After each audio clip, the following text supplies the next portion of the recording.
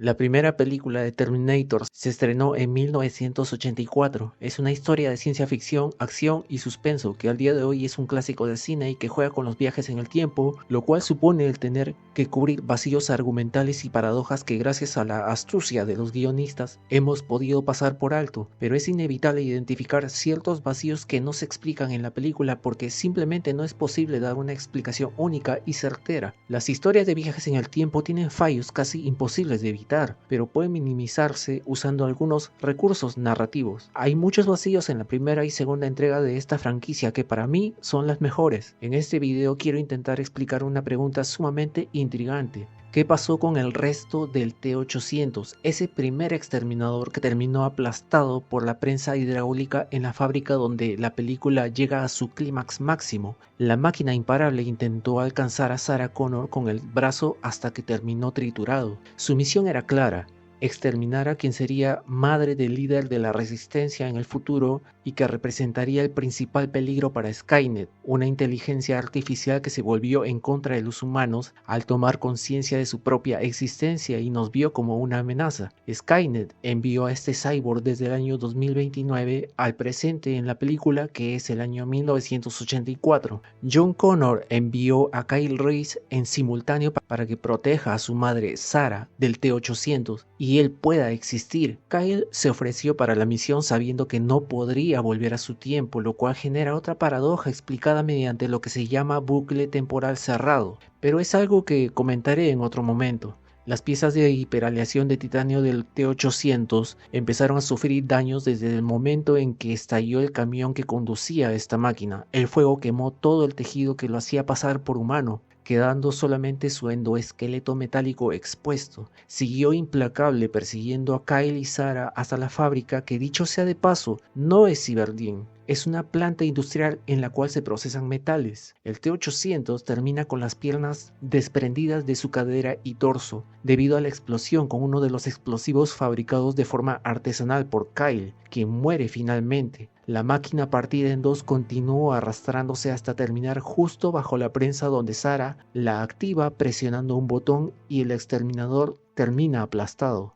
En la segunda película, Terminator, el juicio final, Miles Bennett Dyson es quien encabeza el proyecto para el desarrollo de Skynet, usando para ello el brazo del exterminador de la primera película y el chip. En ese punto es donde surgen varias preguntas. No me enfocaré en todas, pero sí en el hecho de que ¿por qué solo trabajan con el brazo y el chip? ¿Dónde quedó el resto del cuerpo del primer T-800? Por cuestiones narrativas, se entiende que James Cameron y los guionistas con quienes trabajó decidieran solamente utilizar el brazo y el chip para agilizar el desarrollo de la historia. El brazo es usado como una evidencia física de la existencia de una tecnología avanzada y no correspondiente a la época, y es usado para el desarrollo de máquinas basadas en la estructura biomecánica del brazo, y el chip para el desarrollo de la inteligencia artificial que vendría a ser Skynet, usando la ingeniería inversa, es decir, desarmar, desmontar el chip para entender su funcionamiento, el diseño y las características para luego replicarlos e incluso mejorarlo. Entonces, ¿qué pasó con el resto del primer exterminador?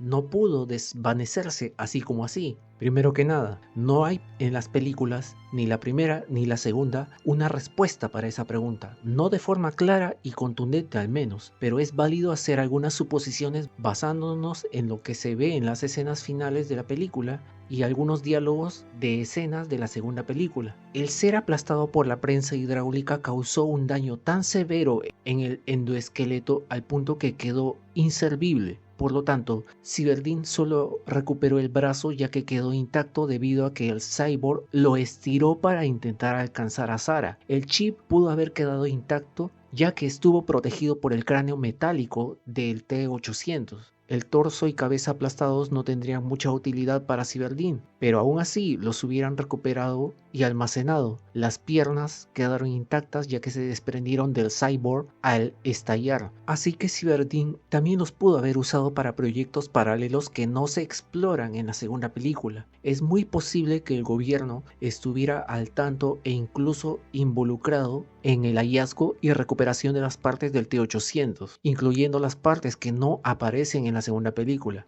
Alguien presente en la fábrica industrial donde ocurrió todo tuvo que recuperar y entregar los restos del endoesqueleto del exterminador a Cyberdine. Hay que recordar que Cyberdine no tuvo nada que ver en la primera película, pero sí en la segunda. Personas del gobierno estadounidense o alguna entidad privada habría intervenido la fábrica y entregó los restos a Cyberdine tras el hallazgo. En aquel año en el que ocurren estos eventos, Cyberdine ya existía. Sin embargo, sus proyectos no estaban enfocados al desarrollo de Skynet totalmente. Lo que pudo pasar es que cuando se recuperaron los restos, empezaron a trabajar de lleno junto con el gobierno en el desarrollo de Skynet, en particular con el Departamento de Defensa de los Estados Unidos. Cyberdine, en la segunda película, enfoca sus proyectos en el desarrollo de nuevas tecnologías para uso militar. Por tanto, el gobierno y las Fuerzas Armadas tendrían que saber de esto, lo que nos lleva a concluir que Cyberdine y el gobierno trabajaban juntos. Pero no quiero desviarme mucho del tema. ¿Qué pasó con el resto del primer T-800? Era 1984 y no existía en ese tiempo tecnología lo suficientemente avanzada como para reconocer el origen futurista de los pedazos metálicos y partes del exterminador.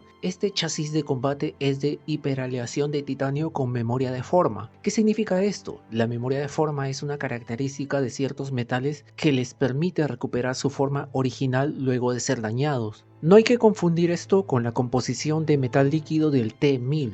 Esto solo hace al T-800 más resistente que cualquier metal de aquellos años. ¿Qué pasó cuando los empleados de la fábrica encontraron los pedazos del endoesqueleto?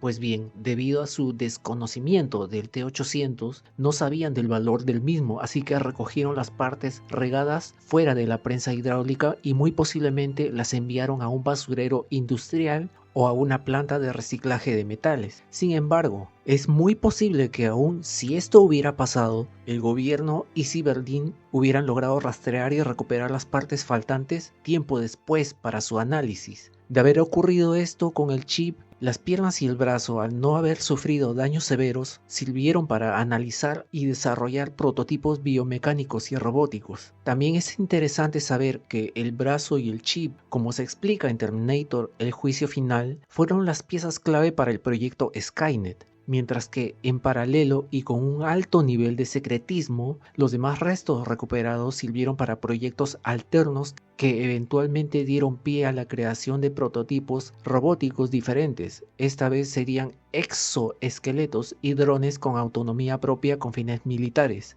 Lo cual tiene sentido si recordamos escenas de la primera y tercera película en la cual es posible ver otros prototipos de cyborgs en el mundo post-apocalíptico de donde viene Kyle Reese y en escenas de la tercera y malísima entrega donde ya están creados varios prototipos y Skynet está a punto de ser activada. Existe otro escenario que pudo haber tenido lugar. Cyberdine logró recuperar solo el brazo y el chip, pero el resto de partes del T-800 fue tomado por el gobierno estadounidense y fueron almacenados en instalaciones militares y clasificados como material confidencial. ¿Y qué significa todo esto? Se deben estar preguntando. Pues que no solo Cyberdine está trabajando en el desarrollo de tecnología avanzada con fines militares de forma privada, el propio gobierno también estaría analizando los restos del exterminador y trabajando en nueva y mejor tecnología. ¿No sería entonces Cyberdine el único grupo realizando experimentos con inteligencia artificial?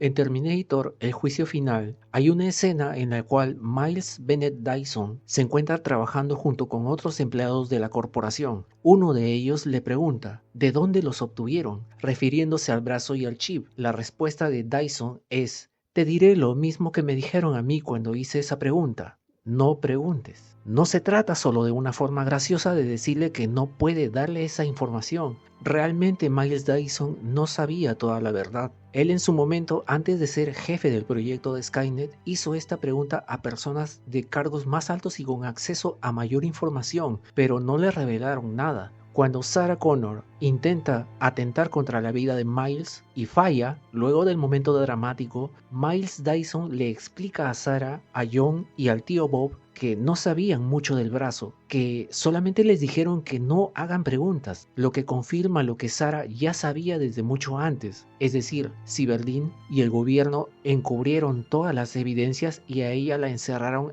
en el hospital psiquiátrico de Pescadero tomándola como loca. Hay quienes dudan sobre lo que dice Miles Dyson realmente. Se piensa que lo que les dijo fue una verdad a medias y que sabía mucho más de lo que le reveló a Sarah y al T-800 reprogramado. Pero esto queda descartado, pues no solamente demostró estar realmente impactado por todo lo que se enteró que pasaría en el futuro y que sería su responsabilidad, decidió redimirse de lo que aún no había provocado, ayudándolos a eliminar todo rastro del proyecto y destruir el brazo y el chip, llegando incluso a dar su vida con tal de que la misión no falle. Además, estando gravemente herido en una planta de Cyberdin, les dio tiempo a Sarah y John de escapar antes de la explosión de esa parte del edificio. Por esto es que no tendría sentido que Miles Dyson haya ocultado algo a Sarah. Es posible que Cyberdin tuviera más información sobre los restos del T-800 y lo ocurrido en la primera película, pero al mismo tiempo trabajaban en otro proyecto paralelo sin revelárselo a Miles Dyson. En cualquier caso, si hubieran proyectos clasificados, ni siquiera personal de altos cargos habrían tenido acceso a la información. Ahora, quiero ir sacando algunas conclusiones sobre el paradero final de los restos del primer T-800. Podemos barajar estas posibilidades. Kyle Reese activa el sistema y la maquinaria de la fábrica haciendo que se active una alarma. Cuando la policía llega, Sarah es trasladada al hospital en una ambulancia y encuentran los restos del T-800. Cyberdin y el gobierno actúan de inmediato y toman posesión de todas las piezas del exterminador para su posterior análisis. Una segunda posibilidad es que los empleados de la fábrica encontraron los restos del T-800, pero no los entregaron, sino que los mantuvieron almacenados como evidencia de lo ocurrido hasta que la fábrica cerró y vendió sus activos. Cyberdin fue quien compró los activos de la fábrica para luego descubrir las partes del T-800. Sin embargo, no supieron al instante la procedencia del endoesqueleto, pero tras un análisis supieron de inmediato que se trataba de material de tecnología avanzada y empezaron a usarla en el desarrollo de Skynet.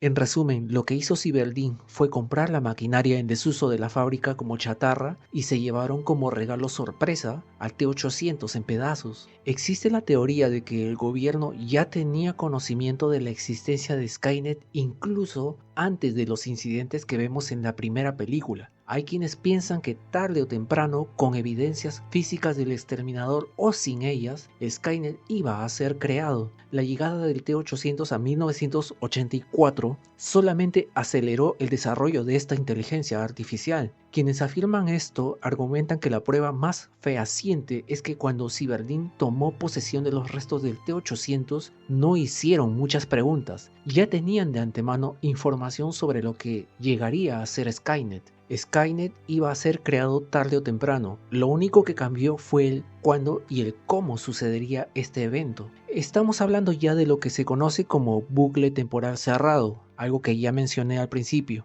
Lo que significa un bucle temporal cerrado básicamente es que el futuro es imposible de evitar, a menos que ese bucle cerrado pueda ser abierto. Este futuro inevitable se conoce también como paradoja de predestinación. Lo que pasa en esto es que los eventos que ocurren en un punto del tiempo del pasado son influenciados por lo que ya está pasando en el futuro, lo cual crea un ciclo que se repite una y otra vez. En Terminator 2 se rompe ese bucle temporal cerrado cuando Sarah, John y el exterminador destruyen el brazo y el chip. También lo hacen al hacer explotar los laboratorios de Cyberdin. Con estas acciones abren ese bucle cerrado evitando el futuro apocalíptico.